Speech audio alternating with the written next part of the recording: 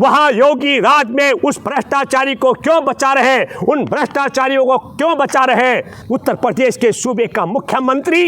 शोक व्यक्त करने की बजाय रोड शो करता हो, वोट मांगता हो, नारेबाजी करता हो और लपबाजी करता हो, कहता हो कि बाकी बच्चों को हमने बचा लिया, यह भी झूठ बोलता है। फायर सेफ्टी ऑडिट होता हो और वहां आग बुझाने वाला यंत्र का एक्सपायर हो जाना 2020 में 4 साल पहले, यह भ्रष्टाचार का मामला है। योगी राज में भ्रष्टाचार की बलि चढ़ गए 10 मासूम बच्चे वहीं घटना स्थल पर और 11वें बच्चे की बाद में जान गए। योगी आदित्यनाथ की तो आत्मा मर चुकी है। 2024 का मैं जिक्र कर रहा हूं और उसमें अभी देखिए 11 बच्चों की जान चली गई, 10 बच्चे तो घटना स्थल पर ही जान गंवा चुके थे। तो वहां झांसी के मंडल आयुक्त विमल कुमार दुबे और डीआईजी कलानिधि नैथानी, उन्होंने एक रिपोर्ट तैयार की और उस रिपोर्ट में क्या कहा, उस रिपोर्ट में कहा गया, योगी आदित्यनाथ के पास जो रिपोर्ट भेजी गई है कि किसी का कोई लापरवाही का मामला नहीं, कोई साजिश नहीं है, ये सिर्फ शॉर्ट सर्किट का मामला है। आप हैरान हो जाएंगे जान करके कि झांसी की पुलिस ने तब उनकी रिपोर्ट जाने के बाद तक भी मुकदमा दर्ज नहीं किया था। अब जरा हम आपको बताना चाहते हैं कि वहाँ पर साजिश थी कि नहीं, लापरवाही थी कि नहीं, घटना हुई है कि नहीं, भ्रष्टाचार हुआ कि नहीं। मैं एक बात दावे के साथ में कह सकता हूँ, विमल कुमार दुबे और डीआईजी कलानिधि नैथानी इतने मासूम नहीं हैं जिनको यह जानकारी न हो कि वहाँ पर जो आग बुझाने वाले यंत्र है वो 2020 में एक्सपायर हो चुके थे। अब आप प्यारे देशवासियों, आग कैसे लगी? आग शॉर्ट सर्किट से लगी, लेकिन आग पर काबू पाने का जो जिम्मेदारी होती है, सबसे बड़ा महत्वपूर्ण होता है, वो होता है आग बुझाने का यंत्र। और आग बुझाने वाले यंत्र जो वहाँ पर थे वो 2020 में एक्सपायर हो चुके थे। क्यों? क्या कारण है कि 2024 में शिशु वार्ड तैयार होता हो फरवरी में और वहाँ पर फायर सेफ्टी ऑडिट होता हो और वहां आग बुझाने वाला यंत्र का एक्सपायर हो जाना 2020 में 4 साल पहले, यह भ्रष्टाचार का मामला है। योगी राज में भ्रष्टाचार की बलि चढ़ गए 10 मासूम बच्चे वहीं घटना स्थल पर और 11वें बच्चे की बाद में जान गए। और हमारे झांसी की डीआईजी कलानिधि नैथानी कह रही है कि कोई किसी का दोष नहीं है। विमल कुमार दुबे कह रहे हैं कोई दोष नहीं है। और मैं आपको बताना चाहता हूं, ये सवाल आप सब देशवासियों से को करना चाहिए, कलानिधि नैथानी से और विमल कुमार दुबे से, कि वह बताएं वहां योगी राज में उस भ्रष्टाचारी को क्यों बचा रहे, उन भ्रष्टाचारियों को क्यों बचा रहे जिन भ्रष्टाचारियों ने 2020 में एक्सपायर हो चुके आग के यंत्रों को वहां पर शिशु वार्ड में आग बुझाने के लिए 2024 में स्थापित किया। और यह बात आप सब लोगों ने भी सुनी होगी कि वार्ड बॉय ने बाकायदा आग लगने के बाद उसी एक्सपायर हो चुके यंत्र को लेकर अंदर गए और आग पर काबू नहीं पाया गया क्योंकि उसने काम नहीं किया है। और तब ऐसी स्थिति में दूसरी घटना, ये तो भ्रष्टाचार का मामला है, दूसरा मामला लापरवाही का। फरवरी 2024 में जब शिशु वार्ड का और फायर सेफ्टी ऑडिट हुआ तो फायर सेफ्टी ऑडिट करने वाले जो अधिकारी उसमें शामिल थे, क्या कारण है कि उन्होंने 2020 में जो आग बुझाने का यंत्र एक्सपायर हो चुका था जिसका तारीख 2020 में, वो 2024 की फरवरी में ऐसे यंत्र को अनदेखी, क्योंकि ये लापरवाही का मामला है। भ्रष्टाचार के बाद ये लापरवाही का मामला है। और तब मैं ये कहना चाहता हूँ, एक और जून के अंदर वहाँ पर एक और ड्रिल वाक हुआ गया था, वहाँ पर एक और जांच पड़ताल की गई है कि भाई देखा जाए सुरक्षा के मामले में हॉस्पिटल के अंदर सारी व्यवस्था ठीक ठाक है, चाक चौबंद है कि नहीं है। और तब हम ये कहना चाहते हैं, ये कैसे संभव हो सकता है कि इतने बड़े भ्रष्टाचार, क्योंकि 2020 में एक्सपायर हो चुके आग बुझाने के यंत्र 2024 में इसलिए लगाए गए थे कि जिस पैसे से आग बुझाने के यंत्र खरीदे जाने थे वह भ्रष्टाचार की भेंट चढ़ गए और उन यंत्रों के कारण आग नहीं बुझी तो 11 मासूम बच्चे जहां उन्हें विश्व स्तरीय सुविधाएं मिलनी थी वह जिंदा जला दिए गए। उनमें 10 बच्चे तो घटना स्थल पर भी दम तोड़ने वाले हैं। और मैं आपको बताना चाहता हूं, ईमानदारी के साथ में अगर आयुक्त बिमल कुमार दुबे और कलानिधि नैथानी जांच पड़ताल करती तो इसमें भारतीय दंड संहिता आईपीसी की धारा 409 लोक सेवक जो द्वारा विश्वासघात करने का मामला बनता है, जिसमें आजीवन कारावास 10 साल की सजा या जुर्माने का प्रावधान है। मैं ये इसलिए कहना चाहता हूं कि वो मासूम नवजात बच्चे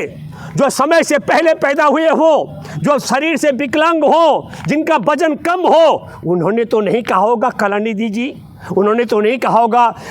दुबे जी, उन्होंने नहीं कहा होगा योगी जी, और वहाँ ब्रजेश पाठक जो स्वयं में स्वास्थ्य मंत्री भी हैं कि हाँ मुझे स्वयं जलना है, किसी पर कोई मुकदमा दर्ज नहीं किया जाना चाहिए। और इसी में मैं आपको बताना चाहता हूँ धारा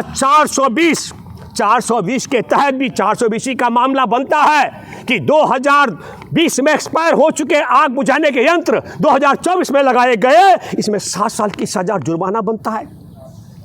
जालसाजी का मामला, कागजों में हेराफेरी की गई, जो आग बुझाने के यंत्र 2020 में एक्सपायर हो गए थे उन्हें 2024 में कागजों में दिखाया गया कि वह काम करने लायक है, धारा 468 जालसाजी का मामला बनता है, 7 साल की कैद हर जुर्माने का प्रावधान बनता है।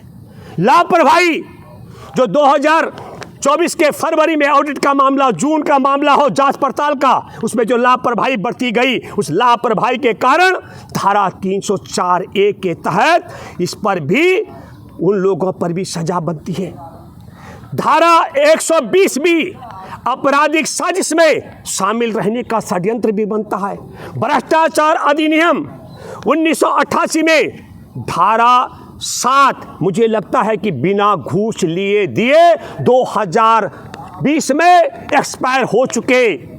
आग बुझाने के यंत्र किसी भी कीमत में 2024 में बगैर रिश्वतखोरी के, घूसखोरी के नहीं हो सकते हैं, उसमें भी कार्रवाई होनी चाहिए। और तब हम ये कहना चाहते हैं आपके माध्यम से कि ये जो फायर सेफ्टी नियमों का उल्लंघन किया गया उसके तहत भी मुकदमा दर्ज होता है, फायर सेफ्टी एक्ट के तहत भी गंभीर अपराध का मामला बनता है। और ऐसी स्थिति में प्यारे दोस्तों, ये जो कलानिधि डीआईजी है नैथानी और बिमल कुमार दुबे, इन्होंने जो रिपोर्ट दी है ये कोई अप्रत्याशित हमको नहीं लगती है। इसकी तह में हमको जाना पड़ेगा। पहले इसकी पटकथा लिखी गई थी,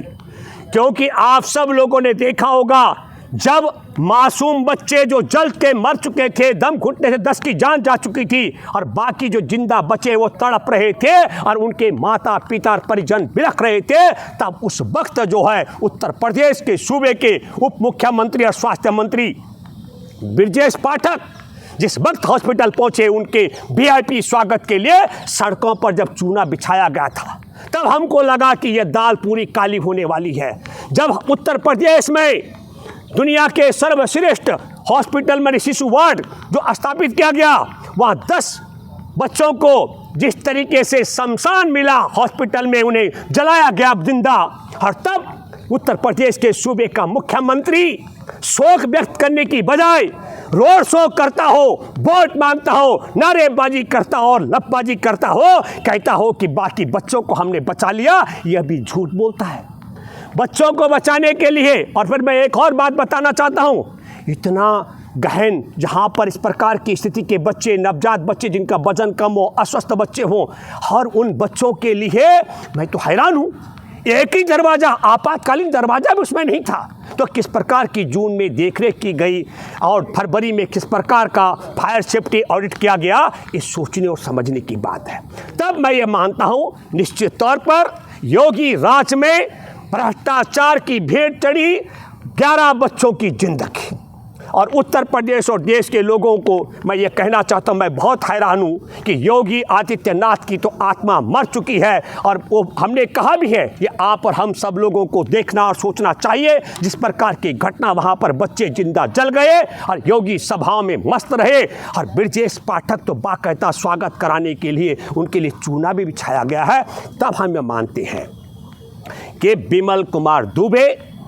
और कलानिधि नैथानी, इन्हें माफ़ी मांगनी चाहिए। और मैं ये मानता हूँ कि रानी लक्ष्मीबाई मेडिकल कॉलेज में इस पूरे मसले की न्यायिक जांच होनी चाहिए। ईमानदार, अब ईमानदार भी बोलना पड़ेगा, ईमानदार हाई कोर्ट के ईमानदार जज की अगुवाई में जांच पड़ताल की जानी चाहिए और उस जांच में साबित हो जाएगा कि 2020 में आग बुझाने के संयंत्र 2024 में क्यों शिशु वार्ड में स्थापित किए गए थे, उस भ्रष्टाचार में कौन कौन लिप्त था, कितने का हेर फेर किया गया, और अगर आग बुझाने के यंत्र काम कर रहे होते तो 10 मासूम बच्चे घटना स्थल पर और घटना होने के बाद 11वें बच्चे की जान नहीं जाती। इसलिए मैं यह मानता हूं यह भ्रष्टाचार का मामला और लापरवाही तक का सीमित मामला नहीं है, बल्कि 11 बच्चों की हत्या करने का और जो बच्चे जिंदा हैं उनकी हत्या का प्रयास करने का मुकदमा योगी सरकार पर दर्ज किया जाना चाहिए। यह बात मैं कहना चाहता हूं और मैं यह मानता हूं कि न्यायिक जांच अगर ईमानदार जज के माध्यम से होगी तो भ्रष्टाचारी, लापरवाही बरतने वाले और इनकी हत्या के मामले में या उनका स्वास्थ्य मंत्री और उप मुख्यमंत्री ब्रजेश कुमार पाठक, वहाँ जो प्रिंसिपल है सेंगर, और उसके अलावा हमको लगता है और भी उनके जो यादे प्यांदे हैं उन सबको भी जेल जाना पड़ेगा। ये बात मैं दावे के साथ कह सकता हूँ। दूध का दूध और पानी का पानी तभी हो सकता है जब इसकी न्यायिक जाँच हो। और मैं फिर